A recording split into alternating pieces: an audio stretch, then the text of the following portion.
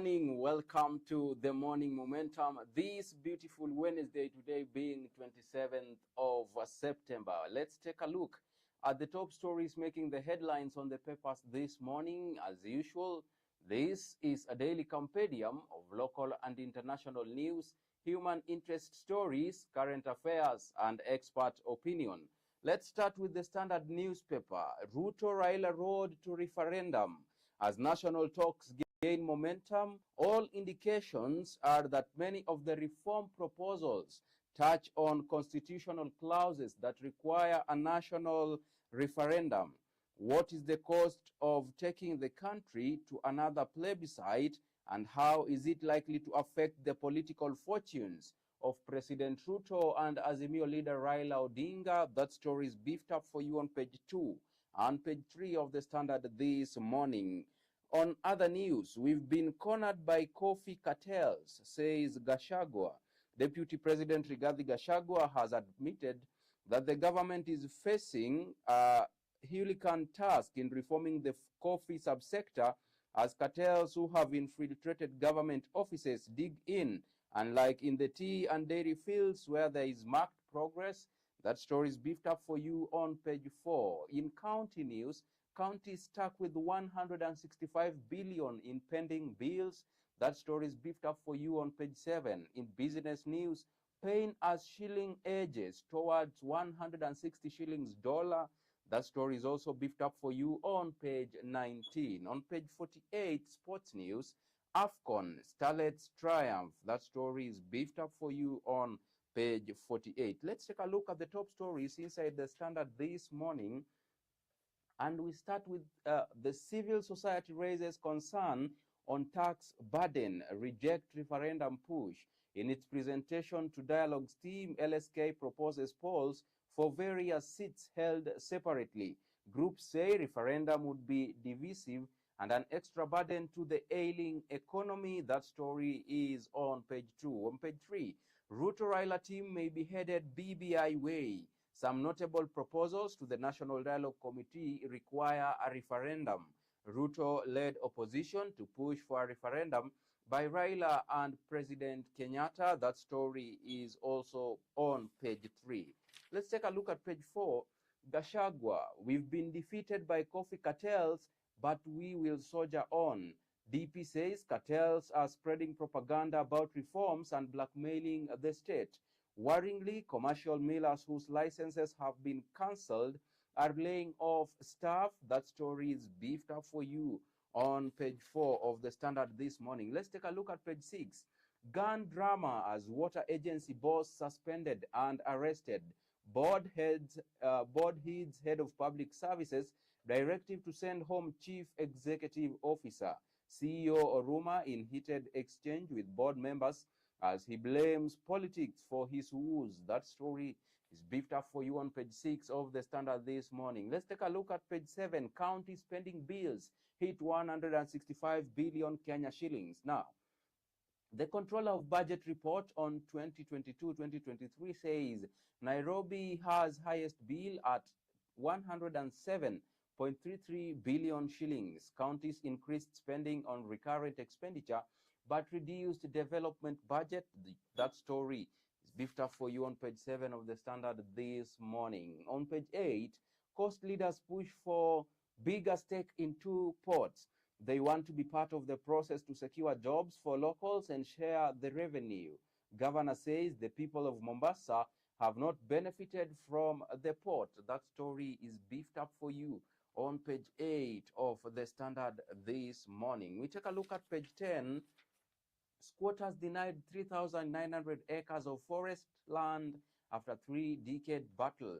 Court rules that dwindling forest cover is a concern for everyone, especially due to climate change. The squatters formed in a circle in 1992 and sued for vast forest land. You want to catch up with that story on page 10 of the Standard this morning. Let's take a look at the expert opinion. Would you pay to continue using the X platform? It can help improve user experience. That is Nzawi Awia, a radio presenter. On the contrary, Lord Abraham Mutai says no, with many other free alternatives. That story is beefed up for you on page 13. On matters environment, pollution will increase if we use landfill waste to produce energy. The waste management sector is of interest in Kenya due to its large pollution impacts and projected increase in waste generation. That story is beefed up for you on page 12 and page 13 of the Standard this morning. Governance. Meru governor should not allow barrage of accusations to detract her from her mission in the dynamic landscape of Kenyan politics. Public figures often find themselves facing an easing barrage of accusations and criticism. You want to catch up with that story on page 15 of the Standard this morning. Leadership. Increasing presidential term limit is not a priority. The proposal by Nandi Senator Samson Cherargei to increase the presidential term limit to 7 years should be dismissed. That story is also beefed up for you on page 15. For the entrepreneurs, you have the Standard Enterprise starting a business, making money, and getting connected. You want to catch up with that article inside the Standard this morning. Let's move on to page 18, and that is business news. Pain as shilling edges towards 160, defying Ruto's oil deal. President had promised that the oil deal would strengthen the shilling, but the dollar is going for as high as 155 shillings in banking halls today. That story is beefed up for you on page 19 of the Standard this morning. Let's take a look at page 21.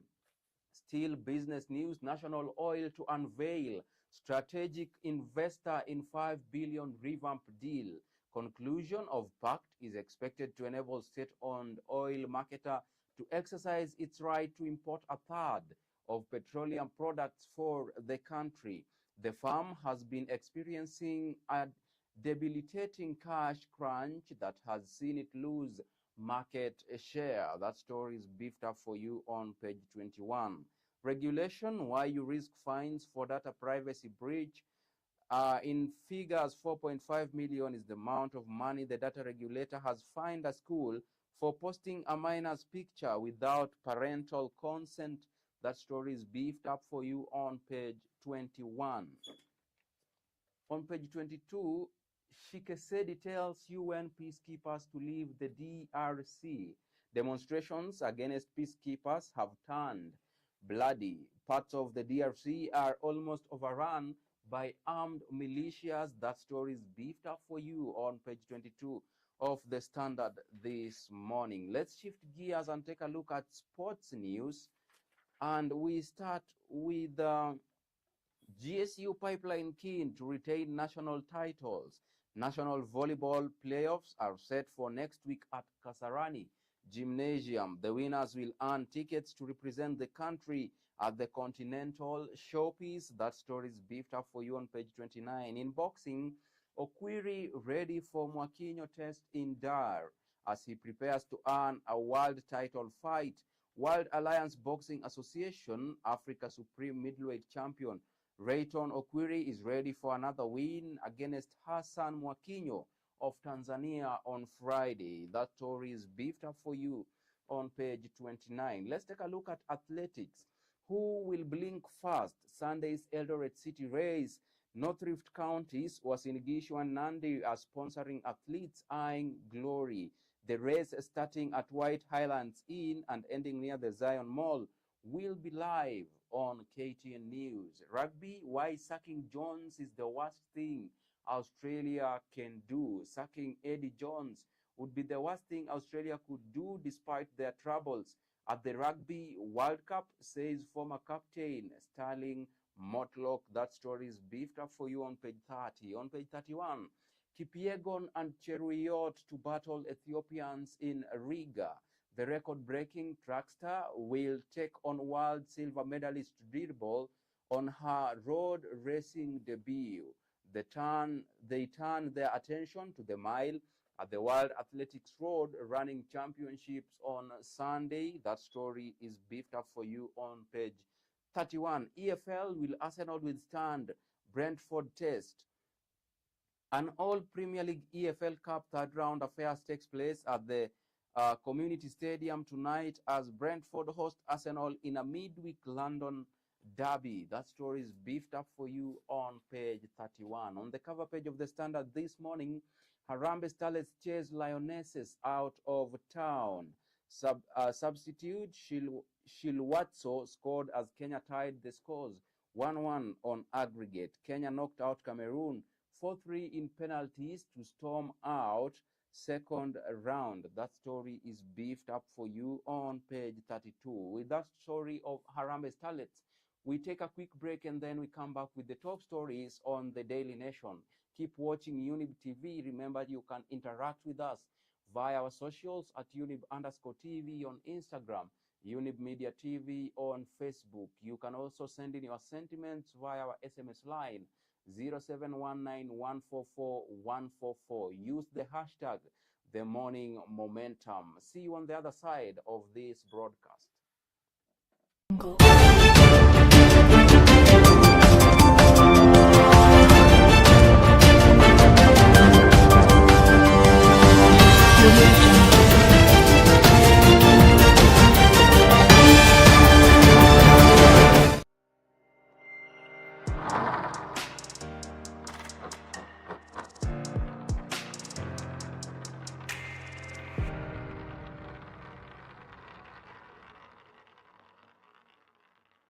In 1889, boxes that could reproduce sound were invented. Forget about history. Younib Music Studio is equipped with the latest technology and staffed with experienced sound engineers who will make your experience fun, engaging, groovy, and fulfilling as your music dreams become a reality. We offer music recording, commercial adverts, skeezer tunes, podcast, and voiceovers. We are located in Syker along Kangondo Road, and you can also reach us on our social media platforms on Younib TV on Instagram and Younib Media on Facebook, or call us on 0719144144. Younib, ever the best.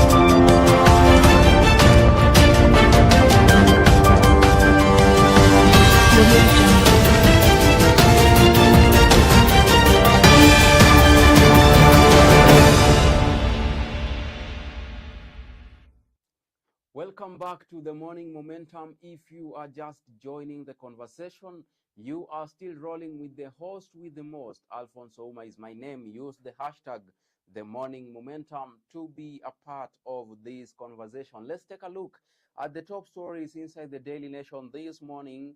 The 100 million shilling dialogue, cash to cover allowances, travel and accommodation. Now, it's a costly affair. When the Kenya Kwanza and Azimio la Umoja bipartisan talks started, National Assembly Majority Leader Kimani Ichung'wah rejected a proposal to hold the talks at a five-star hotel as he insisted on the need to cut costs. But in an ironical twist, the nation can now reveal the team is seeking 106 million shillings for the 60-day talks, with a big chunk earmarked for allowances and retreats in Naivasha and Mombasa. That story is beefed up for you on page 4 and page 5. Kalonzo and Ichung'wa to be paid 50,000 shillings per sitting as members take home 40,000 shillings. In other news, farm pay prize for using clients' photos without permission. A city club, a school, and a digital loans company were yesterday fined 9.3 million shillings for breaching data protection regulations.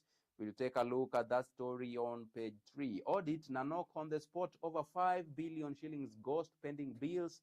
That story is beefed up for you on page 21. In sports news, football, Harambee Starlets knock Cameroon out of Africa's qualifiers. That story is beefed up for you on page 39. On the cover page, food security, maize prices drop as farmers rush to harvest ahead of rains. That story is beefed up for you on the cover page. Let's take a look at page 2. Now, why petitioner changed tune on call to ban TikTok in Kenya? Mr. Ndolo says he will soon present proposed regulations and penalties. President Ruto and TikTok CEO held a virtual meeting last month to discuss content regulation.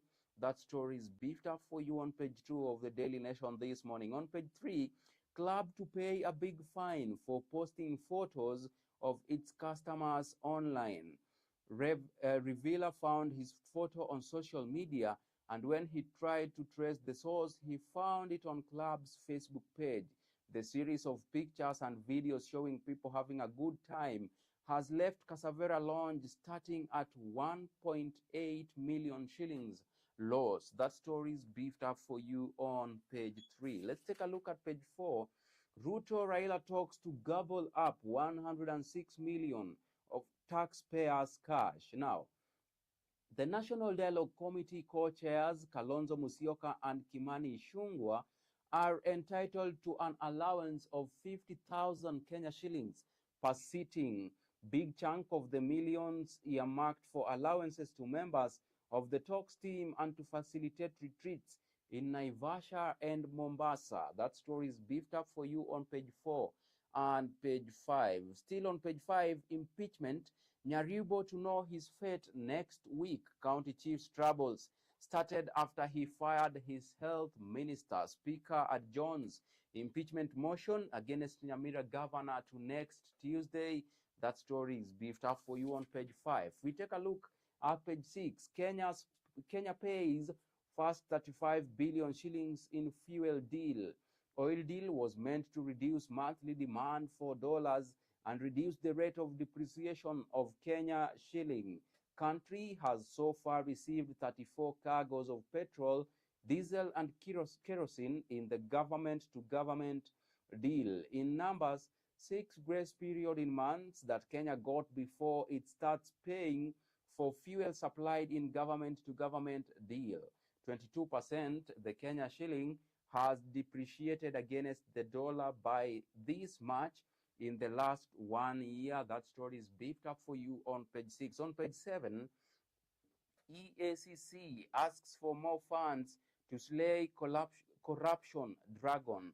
The commission launched its strategic plan 2023-2028 yesterday. That story is on page 7. On page 8, Tech Farm seeks Trigger Foods liquidation over 39 million shillings debt. In Central Africa, says Trigger Foods failed to pay after it provided Google Cloud services and partner service funds. Trigger Foods on September 25th filed countersuit certificate of urgency to stop the liquidation. In numbers, 39 million shillings is the amount of money that in Central Africa is claiming from Trigger Foods for providing tech services. 267 is the number of Trigger Food workers who have since been sacked. We move on to page 10. Governors want fund established for El Nino health challenges. Deputy President Gachagua set to hold multi-agency meeting tomorrow to discuss El Nino rains damage mitigation. community health promoters to be on the front line of response. That story is beefed up for you on page 10. Let's take a look at page 12. Drama as water farms boss is suspended in graft probe. EACC is probing graft allegation in award of 1.7 billion shillings tender. That story is beefed up for you on page 12. Let's take a look at page 14. Rights group pours cold water on CHA's academic records. Group wants university to provide it with Wambui's examination transcripts and graduation booklet. In another court case, the CHA person has been accused of lacking a degree. That story is beefed up for you on page 14 of the Daily Nation this morning. Let's take a look at expert opinion. CSPS fields reveal policy gap. Now, sentiments by Jaindi Kisero, and I quote, "We are learning new lessons on the impact of personality in the conduct of the affairs to this powerful office." You want to catch up with that story on page 17. Today in history, letter of the day, Mwangaza. Balance self-interest and justice. Talks around Meru Governor Kavira Mwangaza's political woes. Raises questions about the role of self-interest in driving impeachment. You want to catch up with that story on page 18. For the motor enthusiasts, you have the DN2 motoring article. Do rough roads cause more wear and tear? You want to catch up with that story inside the article. Let's shift gears to county news.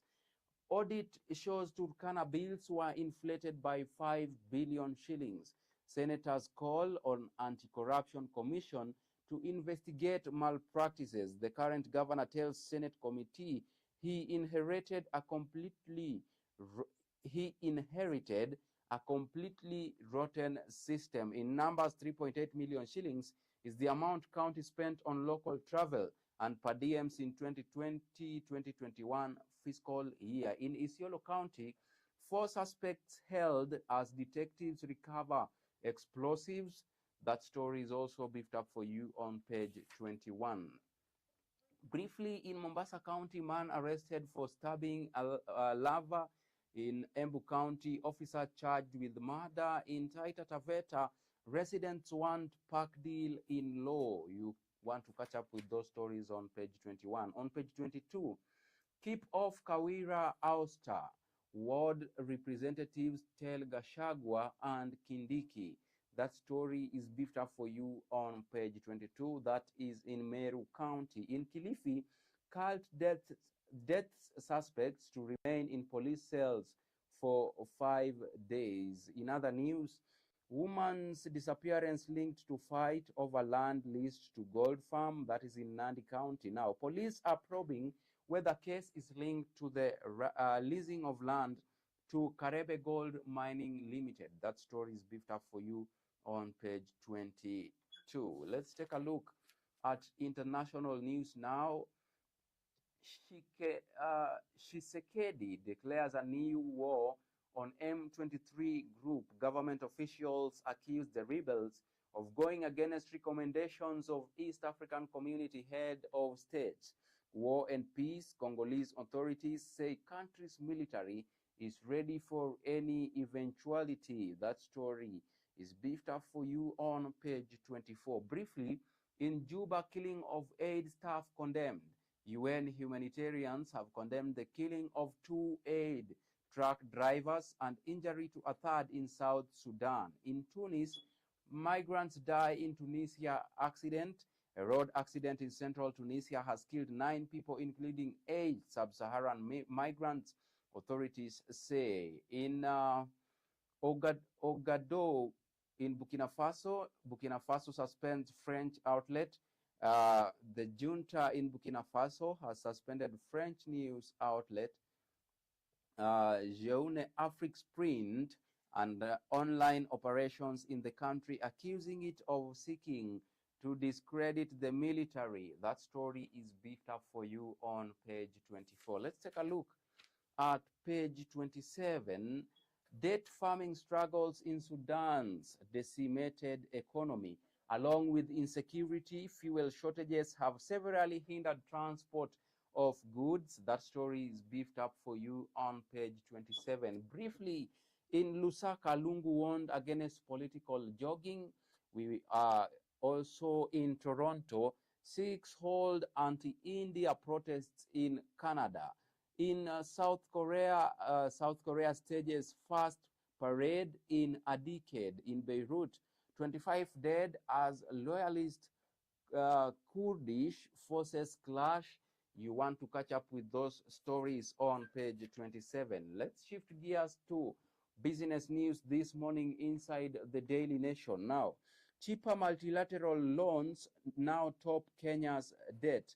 Finance country increasingly relying more on World Bank and the IMF. The principal secretary, Ministry of Energy and Petroleum, State Department of Energy, Alex Washira, converses with Ketraco Chairman Abdi Duale during Ketraco Fiber and Tower Leasing stakeholder breakfast meeting at Boma Hotel in Nairobi yesterday. Fiber and Tower Leasing on the agenda at Nairobi Meet. That story is beefed up for you on page 28. Let's move on to sports news inside the Daily Nation this morning and see the top stories. We start with the Eldoret City Marathon. Sign up and chase after 3.5 million shillings. The race director says registration for annual event closes today. Tanui urges elite runners to try their luck for some fame and fortune on Sunday. Yeah, that story is beefed up for you on page 36. In golf, Thika inch closer to historic second straight Nairobi Captains League title. That story is also beefed up for you on page 36. On page 37, Weep Not Fox losing the 2027 AFCON hosting rights offers Kenya a silver lining. Charles Nyende says, and I quote, I venture to say, when CAF announced their choice later today, Kenya will sadly miss out. That story is beefed up for you on page 37. Let's move on to page 38. It's all about athletics. Kipkeino Classic to wait longer for Diamond League status. Kenya to continue improving local leg of World Athletics Continental Gold Tour. That story is beefed up for you on page 38. Let's take a look at page 39. Algeria withdraws from 2025 and 2027 Cup of Nations bid. Algeria has pulled out of the running to stage the Africa Cup of Nations in either 2025 or 2027.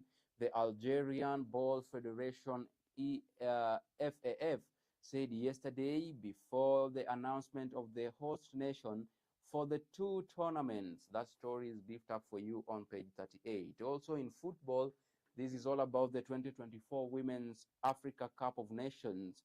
Lion Slayers dazzling Kenyan girls bring down feared Cameroonians. Only Botswana stands on Starlet's way and dream finals ticket. That story is beefed up for you on page 39 of the Daily Nation this morning. And on to the cover page. Maize prices drop as farmers rush to harvest. State tight-lipped on prices despite promises to buy maize through the NCPB to caution farmers from losses. That story is beefed up for you on the cover page of the Daily Nation this morning. Now, with that story of maize price drop, we come to an end of today's session of the Morning Momentum. Thank you so much for choosing to stay with Younib TV and in particular the Morning Momentum. I also want to express my gratitude to all those who made this broadcast a success. Raphael, Wangila behind the camera, and the Chief Controller, Anifa, Kavira. See you tomorrow, same time, same place, with more stories on the papers. I have been your host, Alfonsoh. Until then, do have a beautiful Wednesday. Bye-bye.